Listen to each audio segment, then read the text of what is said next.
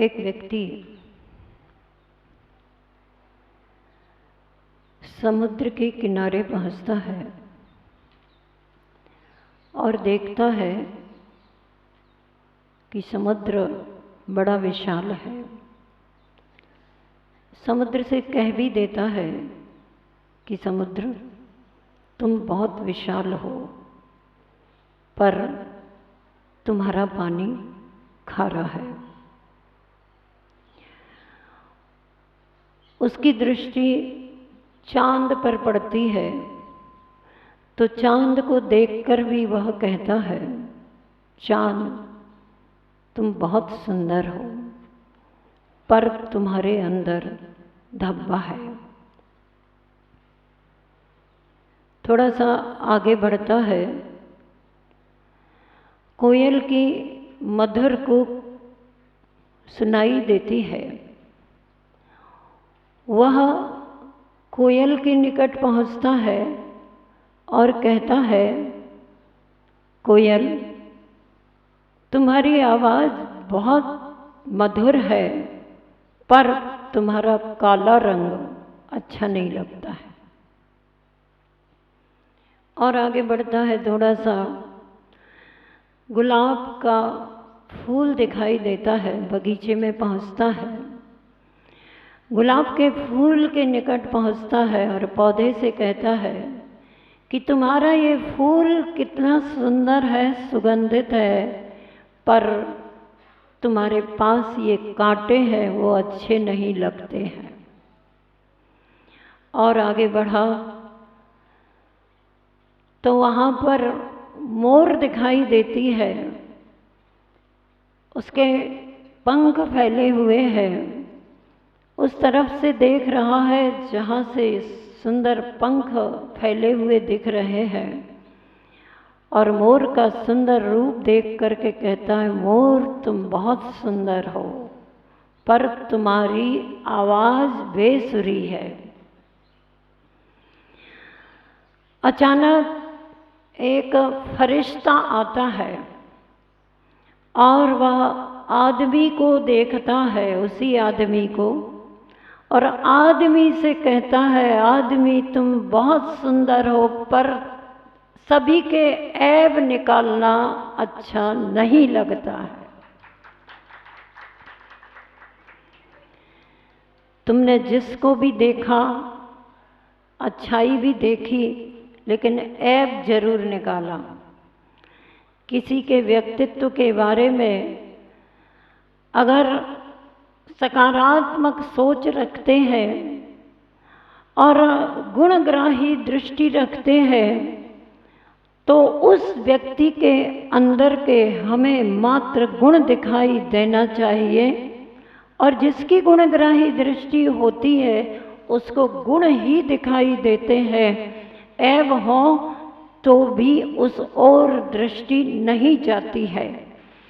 और किसी की दोषग्राही दृष्टि हो, नकारात्मक सोच हो, तो व्यक्ति के अंदर गुण बहुत हो, अगर एक भी दोष है, ऐब है, तो उसे गुण नहीं दिखेंगे, वह एक ऐब ही उसको दिखता चला जाएगा। किसी ने कहा, जब जब चली दुनिया में ऐबो हुनर की बात, जब जब चली दुनिया में ऐबो हुनर की बात, ऐसा लगा कि अपने ही ऐबो हुनर मिले। खबरों की रेल पेल में अपनी खबर कहाँ, खबरों की रेल पेल में अपनी खबर कहाँ, जब हर खबर हो बंद तो अपनी खबर मिले। वास्तव में ये पर्युषण महापर्वराज, जिसकी अगवानी करने के लिए आज हम सभी यहाँ सभा में उपस्थित हैं, आओ पर्वराज पर्युषण महापर्वराज पर्युषण, आओ हम आपका स्वागत करते हैं। हम आपके स्वागत में अपने हृदय को साफ सुथरा बना करके रखते हैं। हम अपने जीवन में अपने हृदय से ऐबों को निकाल करके अच्छाइयों को ग्रहण करने का संकल्प करते हैं। आओ परवराज पर्यूषण हमारे जीवन के ऐबों को दूर करो और जीवन में गुणों को भर दो। जब हम इस तरह के सद्भावना के साथ पर्यूषण महापर्वराज की अगवानी करेंगे तो वह पर्यूषण पर्वराज भी विचार करेगा, इनका समर्पण है, अर्पण है। अरे आचार्य श्री जी का शिक्षक दिवस पर अपने गुरु के स्मरण करते हुए भावहीना प्रवचन जब चला, पूर्णायु जबलपुर में गला भर आया, गला रुंध गया। नेमावर में कहा था आचार्य जी ने, अब तो उनका गला बहुत रुंध जाता है, जब देखो तब प्रवचन करते करते, जब गुरु का स्मरण करते हैं तब गला रुंध जाता है। नेमावर में भी आचार्य ज्ञान सागर जी महाराज का स्मरण करते करते गला भर आया था, गला रुंध गया। तब आचार्य श्री जी ने कहा था, क्योंकि लोगों में ऐसा संशय हो गया आचार्य श्री का गला क्यों भर गया, क्यों भर गया।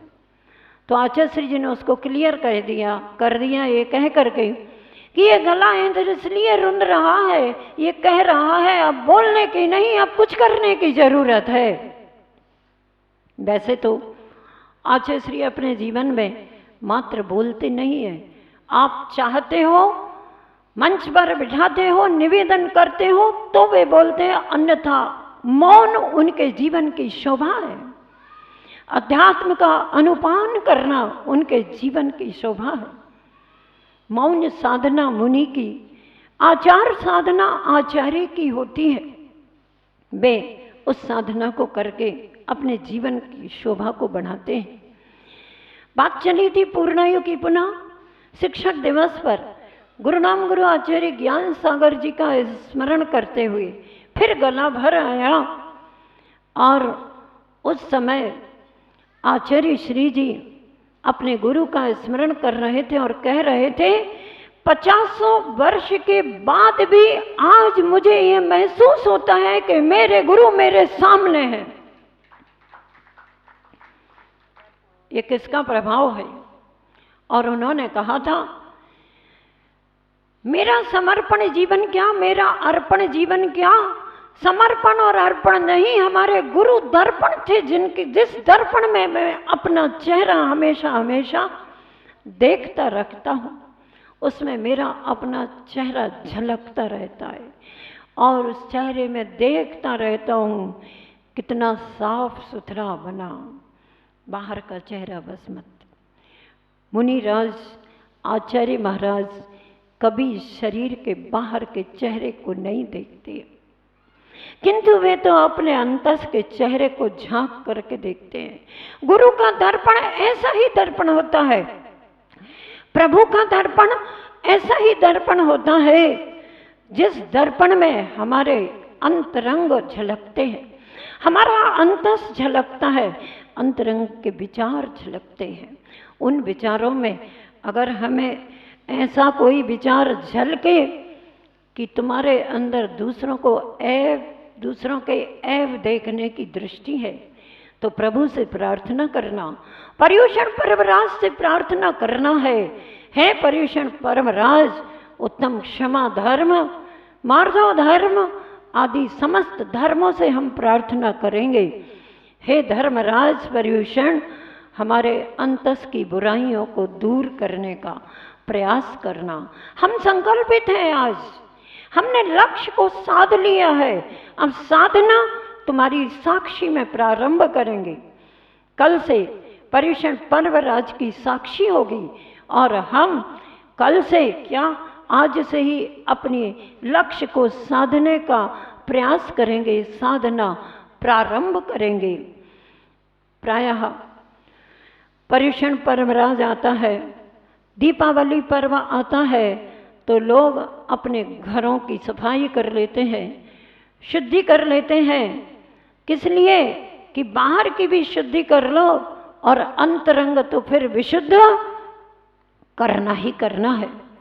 इसलिए ये पर्यूषण पर्वराज अंतरंग की विशुद्धि को बढ़ाने के लिए, आत्मा का परिशोधन करने के लिए, अपने अंतस में रहने वाले ऐबों के धब्बों को मिटाने के लिए आ रहा है। हम अपना अंतर विश्लेषण करेंगे, हम अपना अंतर निरीक्षण करेंगे कि पर्युषण पर्वराज हमारे अंतस को देख करके, आसन हृदय साफ सुथरा देख करके मेरे जीवन में समाहित हो जाए। एक बार अगर हमारे जीवन में पर्युषण पर्वराज समाहित हो गया तो बार बार हमें पर्युषण पर्वराज मनाने की आवश्यकता नहीं पड़ेगी। ऐसे पर्युषण पर्वराज की अगवानी में हम कल उसका भक्ति के साथ स्वागत करेंगे। आओ पर्युषण पर्वराज, हम आज जितनी शेष बची तैयारी है उसको करते हैं। अपने आंगन को, हृदयांगन को साफ सुथरा बनाने का प्रयास करते हैं और आप आकर के इस हृदयासन को पवित्र करना, विराजमान होना, इस हृदयासन की शोभा बढ़ाना, हमारे हृदय की वेदिका पर आकर के इस हृदय वेदिका को सुशोभित कर देना। हे पर्युषण पर्वराज, आपसे मेरी यही भावना है। प्रायः देखते हैं व्यक्ति के अंदर अपनी बुराई देखने का दृष्टिकोण कम होता है। दूसरे के अंदर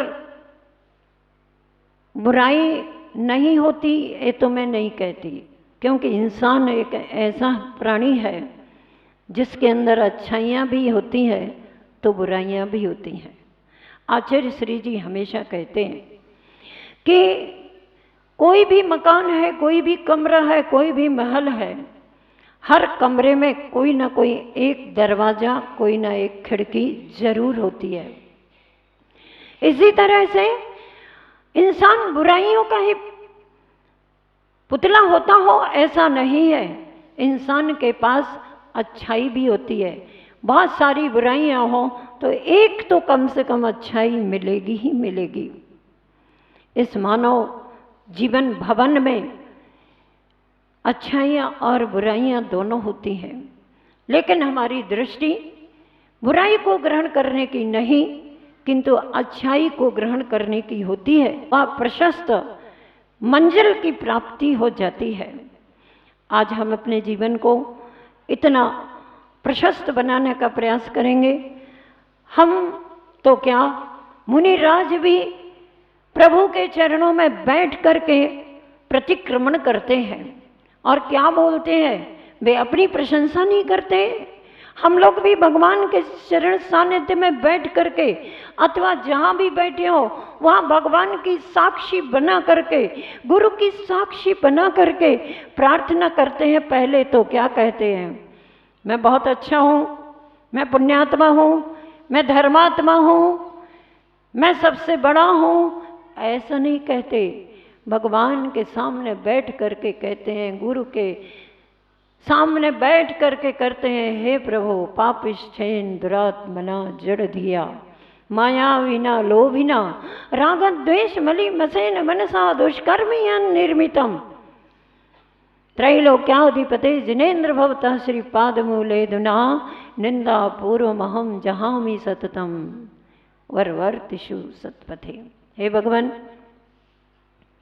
निर्वर्तये कर्मणाम, कर्मों के निर्वर्तन करने के लिए, पाप को हटाने के लिए मैं आपके सामने अपनी निंदा आलोचना करता हूँ। दूसरे की निंदा आलोचना करने का त्याग करता हूँ। हे प्रभु, मैं अपनी निंदा, देखो कैसे कैसे शब्दों से करते हैं, मैं पापी हूँ, मैं दुरात्मा हूँ, मेरा मन राग द्वेष से मलिमस है, मेरी आत्मा मलिन है, मैं जड़ धिया जड़ बुद्धि हूँ, मैं मायावी हूँ, मैं लोभी हूँ, मैं क्रोधी हूँ। हे भगवान, तीन लोक के नाथ, मैं आपकी शरण में आकर के मैं पहचान गया हूँ कि मैं क्रोधी तो हूँ, कषाई तो हूँ, लेकिन निष्कषाय बन सकता हूँ। मैं मायावी तो हूँ, लेकिन माया रहित अपने स्वभाव को प्राप्त कर सकता हूं, क्षमा को धारण कर सकता हूं, मैं ब्रह्मचर्य को धारण कर सकता हूं, मैं ब्रह्म तत्व में लीन हो सकता हूं। ये सब आपके चरणों में बैठ करके मुझे भान होता है। पर्युषण पर्वराज में भी 10 धर्म की आराधना करेंगे, 10 दिन तक करेंगे, एक एक दिन, अच्छा पूरा दिन एक एक धर्म की आराधना के लिए करेंगे। लेकिन इसका अर्थ ये नहीं समझना एक धर्म की आराधना एक कदम आगे और दूसरे दिन उस धर्म की विराधना कोई दूसरा नया धर्म आराधना का विषय नहीं।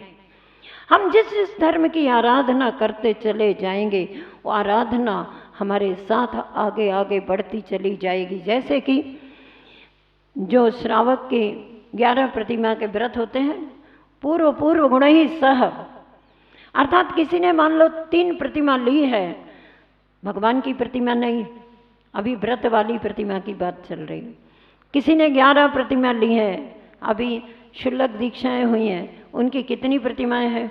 उनकी 11 प्रतिमाएं। बचपन में लोग समझते थे, मैं भी समझती थी, कोई कहे इनकी 2 प्रतिमा है, इनकी 5 प्रतिमा है, इनकी 7 प्रतिमाएं, तो प्रश्न उठता था कहाँ रखी हैं वो प्रतिमाएं, बताओ तो जरा।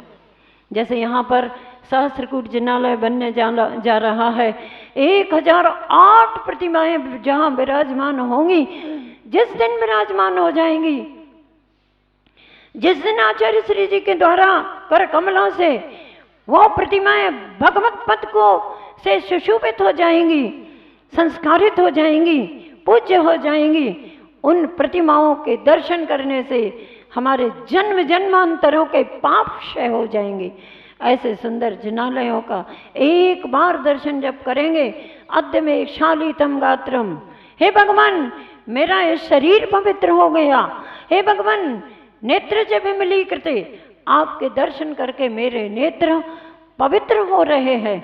ऐसी सद्भावना, ऐसी अंतस में भावना जागृत होगी। ऐसे जिनालयों के निर्माण आप जल्दी जल्दी कर लो, जितने जल्दी बने उतने जल्दी कर लो, ताकि आप स्वयं जब पुनः इस खजुराहो क्षेत्र में आएंगे, मतलब आप तो बार बार आएंगे, कोई और मान लो वर्षों में आते हैं तो वे देखेंगे अरे वाह ये तो स्वर्णोदय स्वर्ण जैसा चमक रहा है और इसकी कांति ऐसी दमक रही है, पूरे भारत देश में अभी जो खजुराहो नाम से प्रसिद्ध था अब स्वर्णोदय खजुराहो के नाम से प्रसिद्ध हो जाएगा। ऐसी यह सद्भावना करें।